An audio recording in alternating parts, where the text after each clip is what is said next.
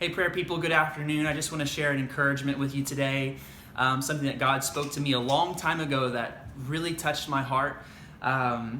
So when I was younger, I wanted to be president of the United States. I wanted to be a scientist and make a great discovery that helps society because I wanted to be successful, and I had this desire to be successful, and I thought that to be successful was to be well known, to do something great, and to be remembered. But if we base our success off of our outward circumstances, then we'll actually never truly experience joy or be happy because our circumstances are always changing. But you know what doesn't change is the Word of God. And so I just want to read this passage and share with you how it touched my life. So it's about the first commandment.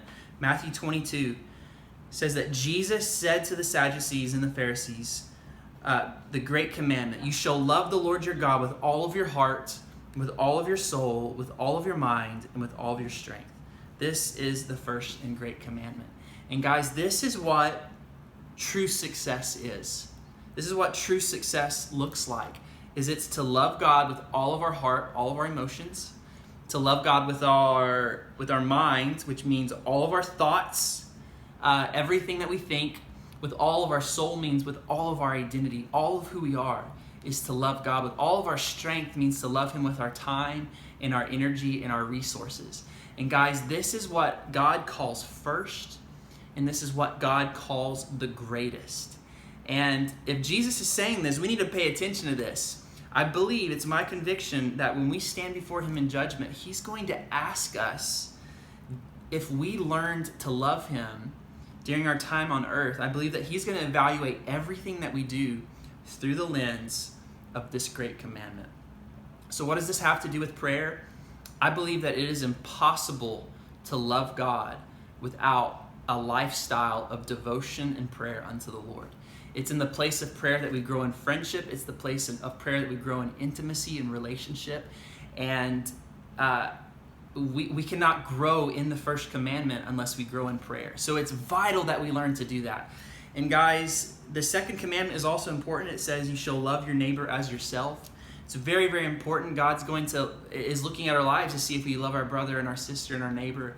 But the problem that many Christians fall into, and it's a dangerous place to be, is to do the second commandment without doing the first. To do the second commandment, but forget to do the first. And some people, there's many great ministries. There's orphanages, there's ministries to the poor, and even just our normal church services.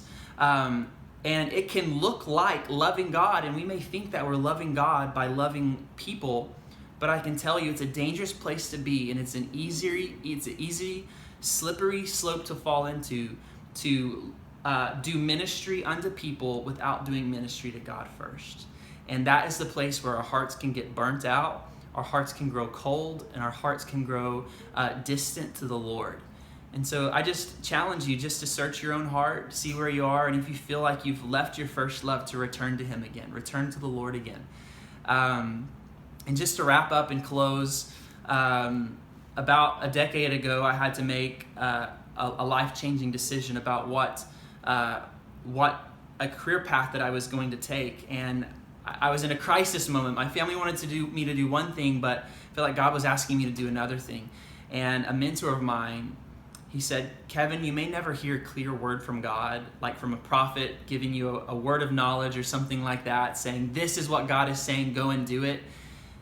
God mostly doesn't speak that way. But you know what? You can always ask yourself the question, if I were to say yes to making this decision, would my heart grow more in love with Jesus, or would my heart become more distant, cold, and dull?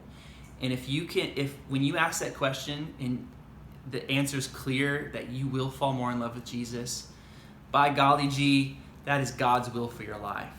And I made that decision a decade ago, and it's completely changed my life. My heart feels more in love with God. My heart feels alive and on fire. And I've grown closer to Him in my relationship. And so I just encourage you, at the end of the day, it's all about loving Him. At the end of the day, it's about growing in friendship. It's not about love. It's not about ministry to people first. It's ministry unto the Lord as a Levite and as a priest, loving the Lord your God with all of your heart, mind, soul, and strength. So guys, I just challenge you today, go to your prayer closet, seek his face, and say, God, that's the first thing I'm going to do today. I'm going to love you with all my heart, all my soul, all my mind, all my strength. Bless you guys.